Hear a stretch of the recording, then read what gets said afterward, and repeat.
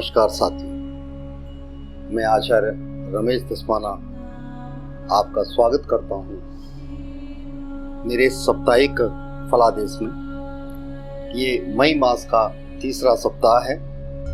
अभी तक आप 2 सप्ताह में अपने दिनचर्या के फलादेश को देख चुके हैं। आइए इस फलादेश में चलते हैं। साथियों, विशेषतः ये विचारधारा अपने मन में रखिए कि फलादेश से होने वाले लाभ या हानि का श्रेय उस परमपिता परमेश्वर के ऊपर जाता है। हम तो सिर्फ कार्य करने वाले हैं, बाकी तो हर इच्छा उस मालिक की कृपा से क्या बनता है क्या नहीं बनता है वो तो वो जानता है। लेकिन आपके कर्मफल और आपका भाग्य सदैव आपके साथ चलता रहेगा। जैसे आप कर्म करोगे उन कर्मों के हिसाब से आपका प्रारब्ध बनता चला जाएगा। आइए इन्हीं चर्चाओं के साथ में आज के पहली राशि जिसका नाम है मेष, उस राशि के फलादेश के ऊपर चलते हैं। इस सप्ताह के अंतर्गत मेष राशि वालों के लिए समय प्रतिकूल है।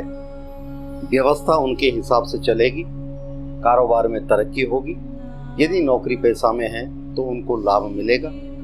उनके सीनियर उनके कार्यों से खुश होंगे और कोई ऐसा नया कार्य बनने की संभावना होती है जिसके द्वारा उन्हें सफलता और मिलेगी। इस सप्ताह के अंतर्गत विशेषतः आपने करना क्या है, अपने से बड़ों के साथ में जितना हो सके प्यार प्रेम के साथ में उनका आशीर्वाद जरूर लेना है। घर के अंदर यदि बुजुर्ग हैं तो उनको प्रणाम करना है। उनका आशीर्वाद लेकर के यदि आप काम करोगे तो यह सप्ताह आपके लिए निश्चय ही सफलता का सप्ताह कहलाएगा। वृष राशि वालों के लिए समय बिल्कुल सही दिशा में चल रहा है। हर प्रकार से उनको लाभ मिलने की संभावना है। हाँ, एक चीज का ध्यान रखें, वाहन को जरा सोच समझ के चलाएं, क्योंकि वाहन के कारण कोई न कोई त्रुटि होने की संभावना होती है। इसलिए सचेत रहें। और अनागत आप कहोगे कि मैं तो बड़े धैर्य से वाहन चला रहा हूँ, किसी ने पीछे से मार दिया, इस प्रकार की घटनाएं आपके साथ घट सकती हैं। इसलिए आपने क्या करना है, आप हनुमान जी का ध्यान करें। बजरंग जी के ध्यान से आपकी यह रक्षा होती चली जाएगी। मिथुन राशि वालों के लिए समय लाभकारी नहीं है। कारोबार में थोड़ा सा अवनति रहती है, भागदौड़ बनी रहती है, जिसके कारण जितनी उनको सफलता मिलनी चाहिए नहीं मिल पाती। कहीं न कहीं बाधा रहती है। हाँ, जिनका विवाह इत्यादि का काम चल रहा है उनके लिए सप्ताह बहुत अच्छा है, शुभदायक है। गुड न्यूज उनको जरूर मिलेगी। इसलिए यह सप्ताह मिला जुला प्रभाव मिथुन राशि वालों के लिए चलता है। कर्क राशि वालों के लिए समय बहुत अच्छा है, लाभकारी है। उन्नति उनके चरण चूम रही होगी, लाभ मिलेगा, मित्रवतों से सहयोग मिलेगा। और एक सबसे बड़ी चीज है क्या कि उनको जो कहीं से रुका हुआ धन है वो उनको प्राप्त होगा, उसमें सफलता प्राप्त होगी। जो कहीं केस इत्यादि चल रहा होगा उनमें हो सकता है इस समय थोड़ा सा सफलता का चिन्ह दिखाई दे। इसलिए कर्क राशि वालों को चाहिए भगवान शंकर जी की आराधना करें, उससे बड़ी सफलता मिलेगी। सिंह राशि वालों के लिए समय बहुत लाभकारी है, उन्नति कारक है। और जिनका इस समय में कोई रुका हुआ कार्य है वह संपन्न होता दिखाई देगा, संपन्नता की ओर अग्रसर होगा। माता पिता का मान सम्मान करें, आपको सफलता प्राप्त होगी।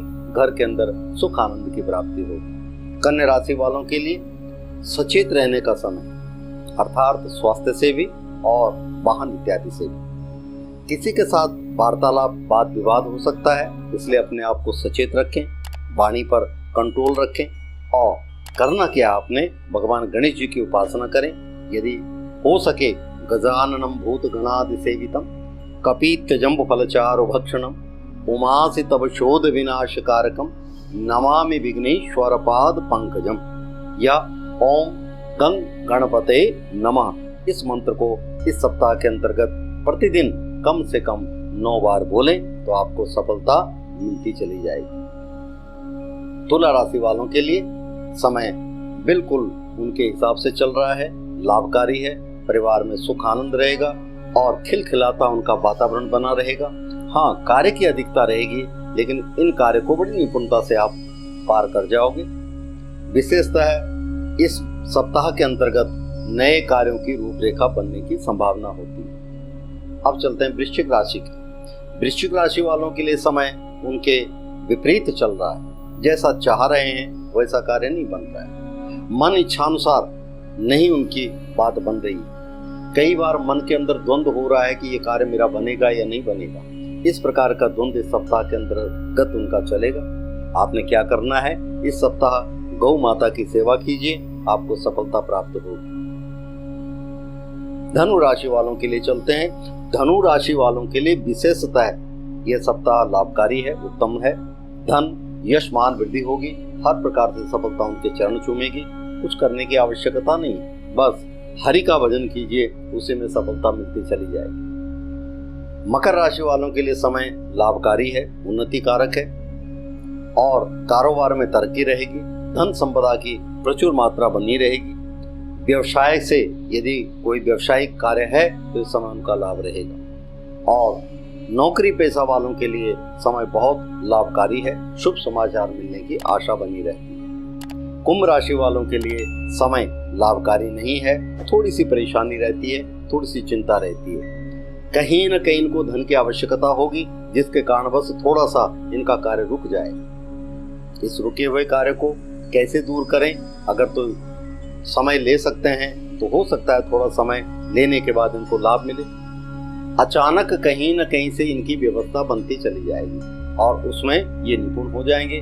करना क्या है, इनको विशेषतः भगवान शंकर जी की उपासना करें। इस सप्ताह के अंतर्गत प्रतिदिन भगवान शंकर जी को कच्ची लस्सी चढ़ाएं तो आपको सफलता प्राप्त होगी। मीन राशि वालों के लिए समय बहुत लाभकारी है। घर परिवार में खुशहाली रहेगी, प्रसन्नता रहेगी और इष्ट मित्रों से भी इनको सफलता प्राप्त होगी, लाभ होगा। तो साथियों, इस सप्ताह के अंतर्गत यह 12 राशियों का फलादेश और इस सप्ताह का मेन टिप क्या करना चाहिए आपको, अगर आप करना चाहते हैं तो कृपा करके सभी राशि वाले इस सप्ताह के अंतर्गत मन में निश्चय करें कि जो नवजीव हैं उनके लिए, देखो गर्मी बहुत पड़ रही है, अपने मकान की छत के ऊपर किसी गमले के अंदर या किसी बड़े से बर्तन में मिट्टी के पात्र में पानी रखें तो बड़ा लाभ रहेगा। उन जीव जंतुओं के लिए बड़ी सफलता रहेगी। और हो सके कहीं पर मंदिर इत्यादि में या व्यवस्था या कहीं भी गौशाला इत्यादि में जल का आप सिंचन करवाएं, अपने व्यवस्था करवाएं तो लाभ मिलेगा। हाँ, एक काम जरूर करना, इस सप्ताह के अंतर्गत माँ गंगा का ध्यान करते हुए, यदि आपके घर में थोड़ा गंगा जल है, उस गंगा जल को लेकर के छिड़काव कीजिए, आपको बड़ी सफलता प्राप्त होगी। इस प्रकार से इस सप्ताह का फलादेश आपको शुभ देगा, मंगल कामना देगा। इन्हीं शब्दों के साथ मैं अपनी वाणी को विराम देता हूँ। नमस्कार।